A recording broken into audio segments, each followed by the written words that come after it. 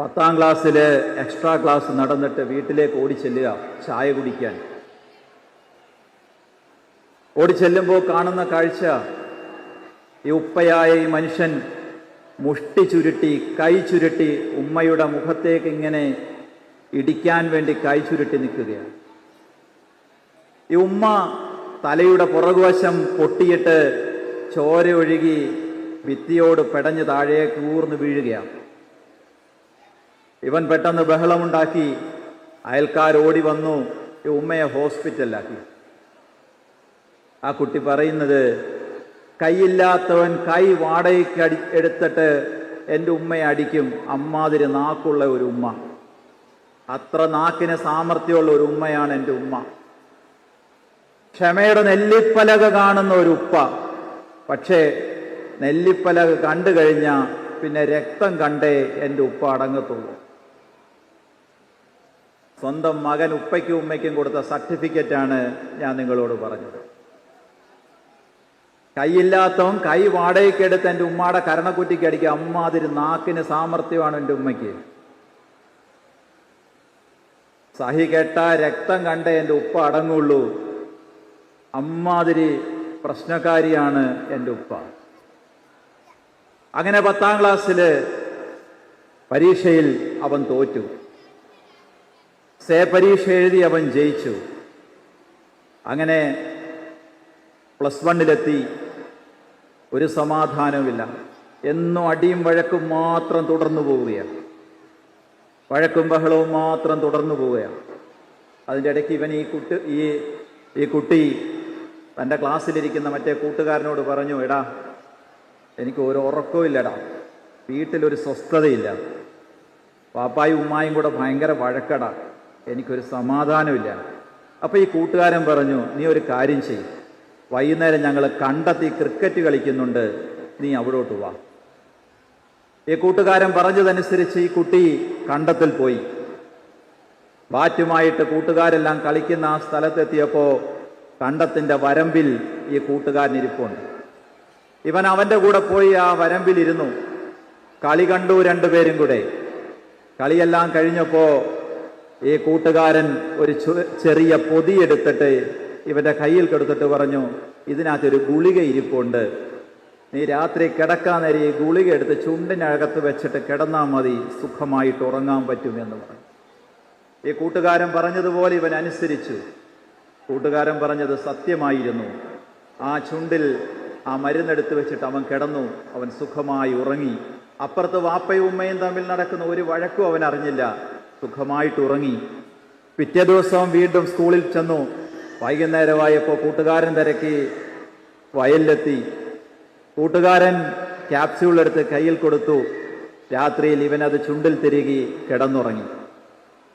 ഓരോ ദിവസം കഴിഞ്ഞ് ഇവൻ ക്രമേണ ആ ലഹരിക്ക് അടിമപ്പെട്ടു. അങ്ങനെ ഒരു നാൾ പോലീസ് സ്റ്റേഷനിൽ നിന്ന് വാപ്പയായ ഉസ്താദിനൊരു ഫോൺ വന്നു, നിങ്ങൾ അത്യാവശ്യമായിട്ടും പോലീസ് സ്റ്റേഷൻ വരെ ഒന്ന് വരണം.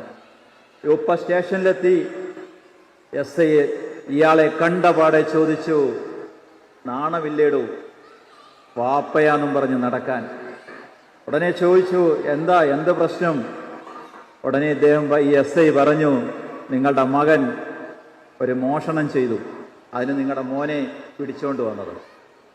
പിന്നെ SIയുടെ പുറകിൽ കയ്യും കെട്ടി നിപ്പുണ്ട്. ഉടനെ ഉപ്പ ചോദിച്ചു, എന്താ അവൻ ചെയ്തത്? അവൻ പറമ്പിൽ വാഴയ്ക്ക് വെള്ളമടിക്കാൻ വെച്ചിരുന്ന മോട്ടർ മോഷ്ടിച്ച് വിറ്റു, എന്നിട്ട് ആ പൈസ കൊണ്ടൊന്ന് ലഹരി ഉപയോഗിച്ചു, അതിന് പിടിച്ചതാണ്. അന്നാദ്യമായിട്ട് ആ SIയുടെ ടേബിളിൻ്റെ സൈഡിലെ കസേരയിലിരുന്ന് ആ പിതാവ് മകനെ ഓർത്ത് 2 തുള്ളി കണ്ണുനീര് പൊഴിച്ചു. ഈ മോൻ എന്നോട് പറഞ്ഞു, എൻ്റെ ഉപ്പ ജീവിതത്തിൽ ആദ്യമായിട്ട് എന്നെ ഓർത്ത് 2 തുള്ളി കണ്ണുനീര് പൊഴിച്ചതാണ്. പക്ഷെ വഴക്കിനൊരു കുറവുണ്ടായില്ല. അവർ മുന്നോട്ട് പോയി. കുറേ നാളിന് ശേഷം ഇവനെ ഗൾഫിലേക്ക് കയറ്റിവിട്ടു. ഗൾഫിൽ അവരുടെ അപ്പച്ചിയുടെ മകൻ്റെയോ മറ്റോ ഒരു ഫ്ലാറ്റിലേക്കാണ് ഇവൻ താമസിക്കാൻ വേണ്ടി പോയത്. അവർ അവനെ കൊണ്ട് അടുക്കളപ്പണി മുഴുവൻ ചെയ്യിച്ചു. മീൻ വെട്ടിച്ചു, കറി വെച്ചിപ്പിച്ചു, മുഴുവൻ അടുക്കളപ്പണികളും ചെയ്യിച്ചു. ചെറിയ കുട്ടികളുടെ കുളിപ്പിച്ച് നനപ്പിച്ച് ഒരുക്കുന്നതുൾപ്പെടെയുള്ള മുഴുവൻ പണികൾ ഈ കുഞ്ഞു പയ്യനെ കൊണ്ട് ചെയ്യിപ്പിച്ചു. അവിടെ നിന്ന് നിവൃത്തിയില്ലാതെ വന്ന് ഇവൻ ആ വീട്ടിൽ നിന്ന് ചാടി രക്ഷപ്പെട്ടു. അങ്ങനെ കുറേ നാളുകൾ അവിടെയും ഇവിടെയുമൊക്കെ ആയിട്ട് കഴിഞ്ഞുകൂടി. ഓടി രക്ഷപ്പെടാൻ വേണ്ടി പോയി, പക്ഷെ രക്ഷപ്പെടാൻ കഴിഞ്ഞില്ല. ഗൾഫിൽ പോയവർക്കറിയാം, വലിയ ഫ്ലാറ്റിൻ്റെ ഒക്കെ താഴെയാണ് കാറുകൾ പാർക്ക് ചെയ്യുക.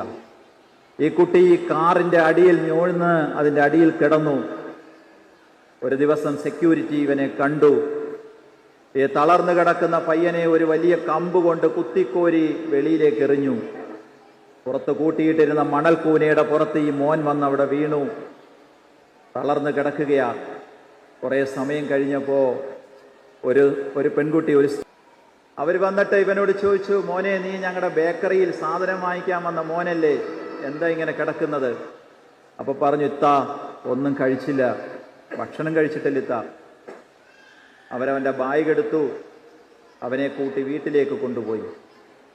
ആ മോൻ എന്നോട് പറഞ്ഞത്, എൻ്റെ ഉമ്മ പോലും എൻ്റെ ജീവിതത്തിൽ ഇന്ന് വരെ എന്നെ ഇങ്ങനെ ചേർത്ത് നിർത്തിയിട്ടില്ല. ആ ഇത്ത എൻ്റെ ആരുമല്ല, പക്ഷെ എന്നെ ചേർത്ത് നിർത്തി എൻ്റെ ബാഗ് എടുത്ത് എൻ്റെ കൂടെ നടന്ന് എന്നെ അവരുടെ വീട്ടിൽ കൊണ്ടുപോയി. കുളിക്കാൻ തോർത്തെടുത്ത് തന്നിട്ട് പറഞ്ഞു, മോൻ പോയി കുളി, ഇക്ക ഇപ്പം കടയിൽ നിന്ന് വരും, മോൻ പോയി കുളിക്കാൻ പറഞ്ഞു. ഇവൻ ബാത്റൂമിൽ കയറി കുളിച്ച് വൃത്തിയായി വന്നപ്പോൾ പ്ലേറ്റ് നിറയെ ഭക്ഷണം വാരിക്കൊടുത്ത് വീണ്ടും വീണ്ടും ഭക്ഷണം ഇട്ട് കൊടുത്തിട്ട് അവനെ കൊണ്ട് കഴിപ്പിച്ചു. അപ്പോഴത്തേന് ആ വീട്ടിൽ ഇക്ക വന്നു. ഇക്ക വന്നിട്ട് ചോദിച്ചു, എന്താ മോനെ ഇനി പരിപാടി, ഇവിടെ തുടരുവാണോ? അങ്ങനെയാണെങ്കിൽ ഞാനൊരു ജോലി തരാം. അപ്പോൾ ഉടനെ ഈ മോൻ പറഞ്ഞു, ഇല്ല, കൊറോണയുടെ സമയത്താണ്. അപ്പോൾ ഈ കുട്ടി പറഞ്ഞു, എനിക്കൊന്ന് വീട്ടിൽ പോകണം, എനിക്ക് വാപ്പായ ഉമ്മായൊക്കെ ഒന്ന് കാണണം എന്ന് പറഞ്ഞു.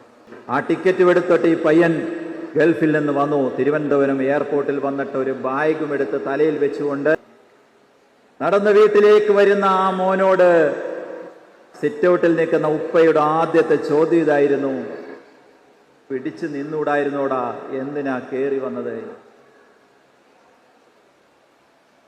അഭയമായി സന്തോഷമായി സമാധാനം കിട്ടുമെന്ന് പ്രതീക്ഷിച്ചിരിക്കുന്ന വീട്ടിൽ നിന്ന് ആദ്യത്തെ ചോദ്യം, പിടിച്ചു നിന്നൂടായിരുന്നോടാ, എന്തിനാ കയറി വന്നത്?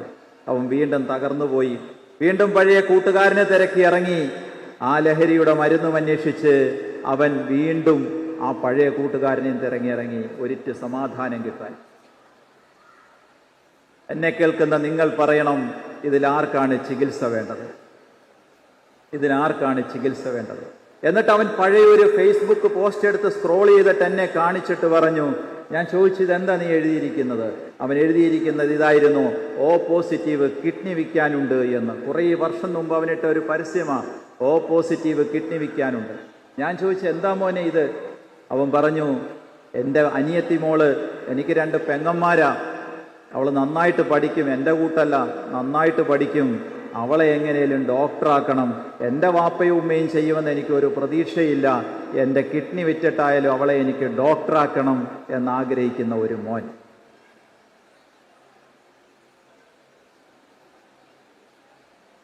നമുക്ക് നമ്മുടെ മക്കളുമാരോട് ഉപദേശിക്കുവാനും കണക്കുകൾ പറയുവാനും ഒക്കെ ഒരുപാട് മിടുക്കും സാമർഥ്യവുമൊക്കെയുണ്ട്.